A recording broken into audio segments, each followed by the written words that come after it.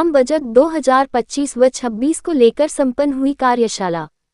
कानपुर वित्त मंत्री द्वारा पेश किए गए आम बजट 2025 व 26 को लेकर भारतीय कंपनी सचिव संस्थान कानपुर चैप्टर के तत्वावधान में गुमटी स्थित कार्यालय में एक दिवसीय कार्यशाला संपन्न हुई। मुख्य अतिथि के रूप में उपस्थित विनोद मल्होत्रा एवं सीए गोविंद महेश्वरी ने टैक्स स्लैब के बारे में अपने विचार व्यक्त करते हुए कहा कि इस बार का आम बजट मध्यवर्गीय परिवार को ध्यान में रखकर बनाया गया है, जिसका सीधा लाभ उन्हें मिलेगा।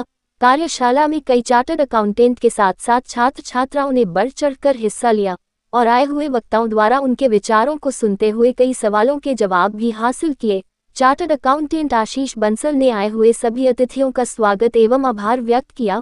उन्होंने नए प्रावधानों के बारे में खुलकर जहां एक और चर्चा की, वहीं बताया कि इस बजट से देश का इंफ्रास्ट्रक्चर पर भी भारी निवेश किया गया है, जिसका परिणाम आगे चलकर आम लोगों को काफी फायदा देगा। उन्होंने केंद्र की सरकार की तारीफ करते हुए कहा कि केंद्र की मोदी सरकार सभी वर्ग को ध्यान में रखकर लगातार कार्य कर रही है, जिसका सीधा फायदा आम जनमानस को मिल रहा है।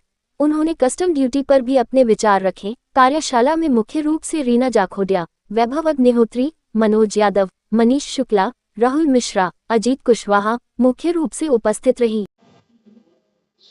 मैं Ashish Bansal, vice chairman of the institute of company secretaries of India Kanpur chapter NIRC।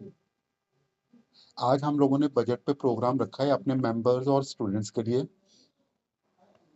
इससे हमारे मेंबर्स और स्टूडेंट्स अपनी ऑर्गेनाइजेशंस और अपने क्लाइंट्स को बेस्ट एडवाइस दे पाएंगे। हमारा मकसद ये है कि वो अपने क्लाइंट्स को बेस्ट एडवाइस दे पाए कि किस तरह से हमारे क्लाइंट्स आगे बढ़ सकते हैं, देश की प्रगति में योगदान दे सकते हैं। इस विषय से इससे रिलेटेड काम हम लोग आज कर रहे हैं। कितने लोग पार्टिसिपेट कर रहे हैं? लगभग इसमें हम लोग कम से कम 70 से 80 लोग पार्टिसिपेशन होगा आज का। सब CS होंगे। मुख्य वक्ता हमारे सीए गोविंद महेश्वरी जी हैं, टैक्स एक्सपर्ट हैं।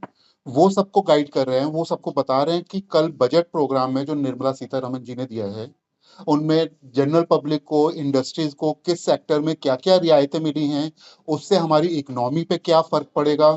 डेफिनेटली ये जो बजट है वो हमारे फ्यूचर ग्रोथ को देखते हुए इस बार बनाया गया है।